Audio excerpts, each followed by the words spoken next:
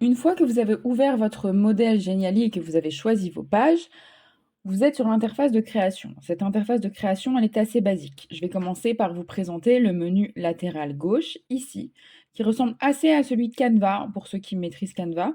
Donc là. Quand vous avez choisi vos pages, ça vous met automatiquement sur le dernier onglet, donc page, ici, celui qui est sélectionné, et vous avez donc accès à l'entièreté de vos pages. Vous avez la vue liste, qui est la vue par défaut et qui vous permet d'avoir la liste de vos pages, et la vue grille qui vous permet de maîtriser, de gérer plusieurs autres paramètres tels que le format de la zone d'édition. La zone d'édition, c'est l'endroit dans lequel vous allez travailler. En gros, c'est votre feuille blanche. Les transitions entre chaque page, est-ce qu'elles sont horizontales, verticales, centrées et à quoi elles ressemblent, voilà.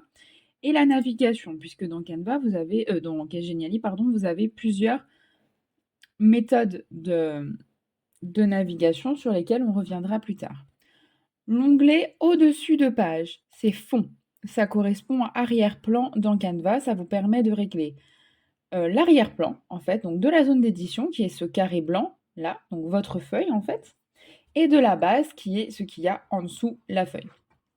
Vous pouvez en changer la couleur. Vous pouvez ajouter un URL pour mettre une image. Donc la couleur ici. L'URL juste là. Vous pouvez mettre aussi une image directement de votre ordinateur, donc l'importer. Vous avez aussi la banque d'images Pixabay. Et donc tout ça, ça vous permet de personnaliser un peu plus votre Geniali. Par exemple, si je clique là-dessus, vous voyez, ça m'a changé l'arrière-plan. Alors, on va le remettre en blanc. L'onglet juste au-dessus de fond, c'est insérer. C'est via cet onglet-là que vous allez insérer des médias. On reviendra dessus plus tard, mais vous pouvez insérer un audio. Alors, seulement dans la version gratuite, seulement via l'URL, ou enregistrer un son. Vidéo, mais seulement par URL aussi, ou via votre Google Drive. Mais attention, il y a un piège avec le Google Drive, je vous l'expliquerai plus tard. Et autres, c'est-à-dire des liens iframe d'insertion. Donc là, on est sur du codage. Sincèrement, si vous n'êtes pas familier du codage, ne le faites pas. Il y a plein de choses déjà dans Geniali. C'est pas forcément nécessaire.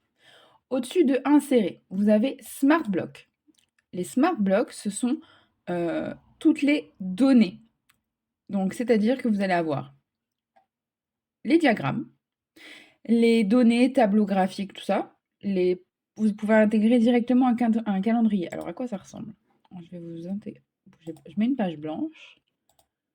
Ajouter une page blanche. Voilà. Je vais vous montrer. Un Smart Block, un calendrier, qu'est-ce que ça peut donner, en fait, un calendrier? Ça peut nous donner quelque chose qui est clair.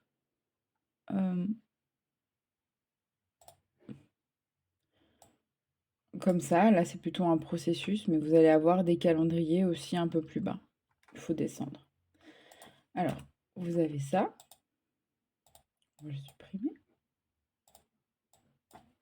Hop. Ah mince, c'était pas groupé. Ensuite, en dessous les calendriers, vous avez la galerie. Vous pouvez ajouter une galerie photo. Voilà. Cette galerie, vous le voyez ici. Je vous montrerai après. Elle est animée. Donc, en fait, si je visualise, prévisualiser,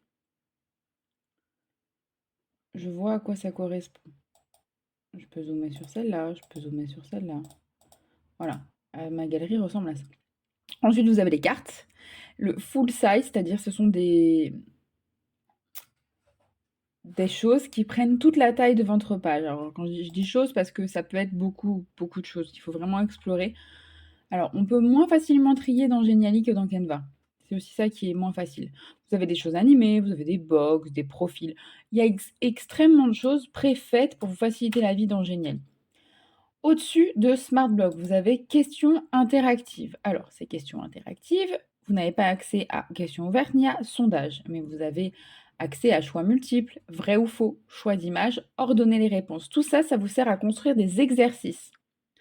On verra comment ça fonctionne, mais c'est très très simple d'utilisation. Ensuite, vous avez les éléments interactifs. Ça, c'est vraiment ce qui fait la particularité de Geniali. C'est tout ce qui va vous permettre de créer de l'interactivité. Vous avez les graphiques interactifs, Vous avez les boutons, c'est-à-dire tous les éléments qui vont être cliquables, même si à peu près tout peut être cliquable, mais qui vont vous servir à vous déplacer, à déclencher quelque chose, à renvoyer vers un autre site. Vous pouvez même envoyer vers un autre Geniali si vous voulez. C'est tout ce qui va vous servir à créer oui, de l'interactivité, une sorte, moi j'appelle ça une sorte de microcosme. En fait, votre Geniali peut se suffire à lui seul.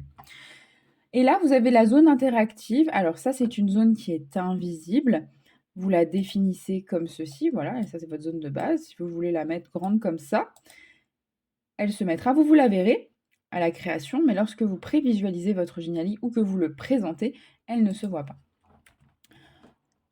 Ensuite, au-dessus, ici, vous avez les ressources. Donc là, c'est tout ce qui va être autres ressources, illustrations, silhouettes. On retrouve à nouveau les graphiques interactifs, les tableaux, les lignes, les flèches, les formes. Tout ça, c'est ce qui va vous aider à décorer votre Geniali, à le rendre plus personnalisé. Et au-dessus, là, vous avez les images. Vous pouvez importer des images depuis votre ordinateur. Vous avez des banques d'images gratuites et libres de droit. Pareil pour les images animées, les GIFs. Et ensuite, vous pouvez mettre l'URL d'une image en ligne. Votre kit de marque, par contre, non, c'est du premium. Et vous pouvez importer des choses depuis votre Google Drive ou votre Dropbox. Et enfin, dernier onglet du menu latéral, le texte. Alors là, je dirais que ça ressemble énormément à Canva. C'est-à-dire que vous avez d'abord les textes tout simples, vierges, auxquels vous paramétrez la police d'écriture, la taille de texte, si c'est gras en italique, voilà, c'est vraiment texte de base à paramétrer de A à Z. Mais sinon, vous avez à nouveau ces textes, ces assemblages de textes qui sont déjà tout beaux, tout jolis. Si je clique pas au bon endroit, ça ne marche pas. Tout beau, tout joli et qui vous permettent de gagner un peu de temps. Par exemple, là, séance 1.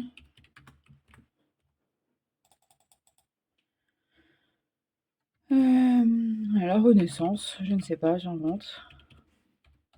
Voilà, c'est tout beau, c'est tout joli et voilà. Alors par contre, contrairement à Canva où c'est déjà groupé, là il faut que vous sélectionniez si vous voulez plus que ça bouge et que vous groupiez ici.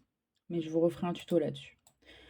Donc voilà, là, ce sont les groupements de texte, tout beau, tout joli, qui nous font gagner du temps.